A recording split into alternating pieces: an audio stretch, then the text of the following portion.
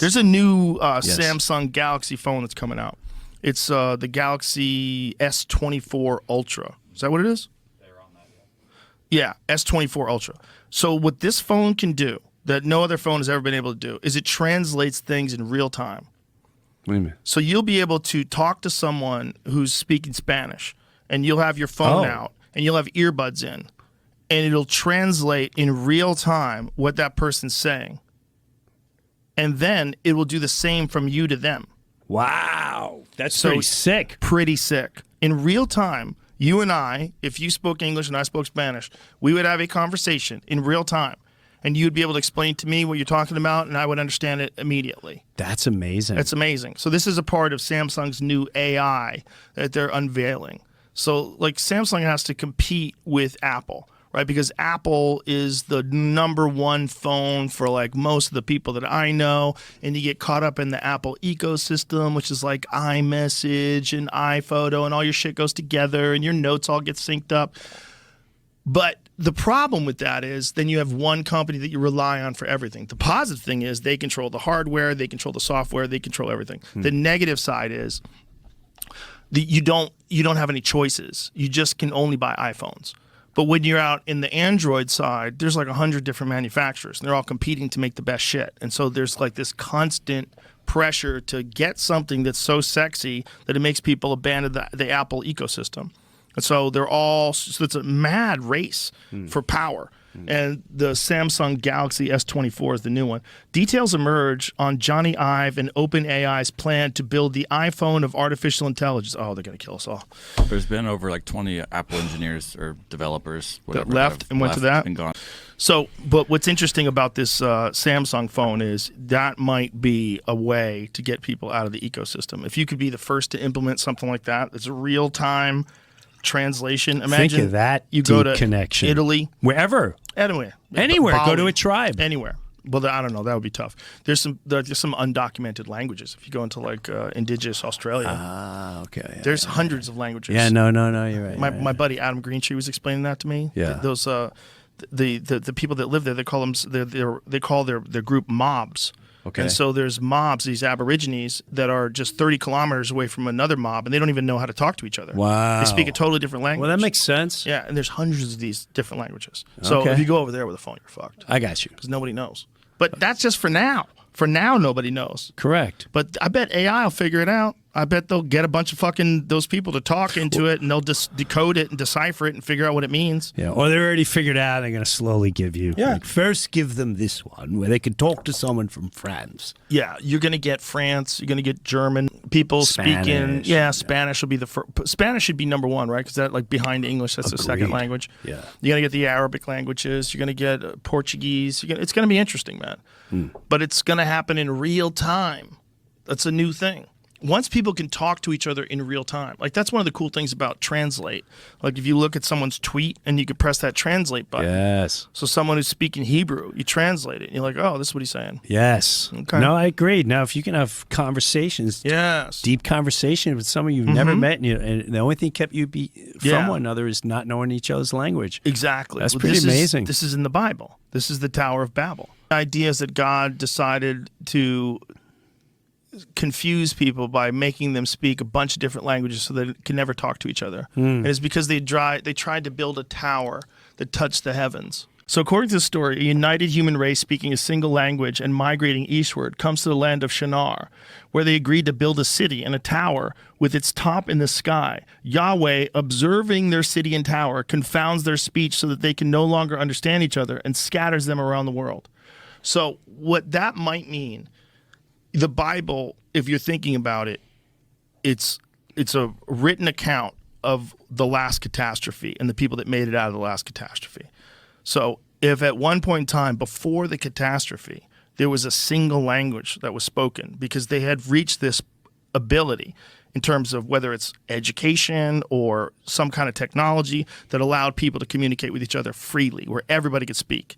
And then when the asteroid hits, boom, and civilization goes back in the Stone Age, people scatter, and then new languages develop.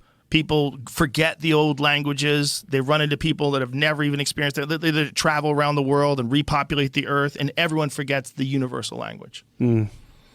I could see that happening. It's totally possible. Like, think about the old, like, we don't even know what ancient Sumerian sounded like. Right. They just guess. Like, if you ever see how they used to write 6,000 years ago? Even telecommunicating. Have you ever seen it? No. It's called cuneiform. It looks like old-time nails, like a nail going sideways and two nails going down. Right. This is the old, find some of that shit. This is the oldest known human language. That's how they used to write. Right there? Yeah. They've deciphered some of it. It's like very controversial, but there's a guy named Zechariah Sitchin. Why is it controversial? Because I'm going to tell you. There's a guy named Zechariah Sitchin, and he wrote these books about his translations of these Sumerian texts. And he said that it's all about the Anunnaki, this species that lives on planet Nibiru that comes into contact with Earth every like 3,600 years, and they created us. And they use us to mine for gold, and they've merged with us and gave us their DNA into lower primates and created people. Right. And this guy was like a legit scholar. That's what's nuts about this. This whole ancient Sumerian period is a wild period in human history. So what 6,000 years ago. So that's the part I always have a hard time with. Like, when people say it's 7,000 or 10,000. Yeah. How do they figure all that out? Carbon dating. So what they do is and it's not exact to like the day in October. But it's in a range of a couple of hundred years, depending upon what kind of carbon date they use. But so they get organic material. They get organic material that's from that area. Yeah. So if they dig down, they find a pot, right? And then in that pot, they can take organic material out of that pot, and then they can carbon date it. If that organic material is 10,000 years old, they can reasonably assume that pot is probably 10,000 years old too. All right. That always just bothered my mind. That's what they do. Baffles my mind. It's not exact. It's really close. They're pretty good at it now. I think it's radiocarbon data. Radiocarbon dating is the most advanced version of it, but they're constantly making better versions of this too. That's how they know. Interesting. So these people lived 6,000 years ago, dude. And they talked about these beings that came from another planet. From heaven to earth came. Bro, that's the Anunnaki. I literally feel we really don't know anything anymore. Well, we know I'm at something. that point. Like, we know some things, but... We know a lot. But what is it? It's a Dennis McKenna quote. As the bonfire of knowledge grows brighter, the more the darkness is revealed to our startled eyes. That's the quote. It's a beautiful quote. Oh, it's Terrence McKenna quote that. So that quote is like what's going on. It's like as much as we think we know, we're still in the... One day...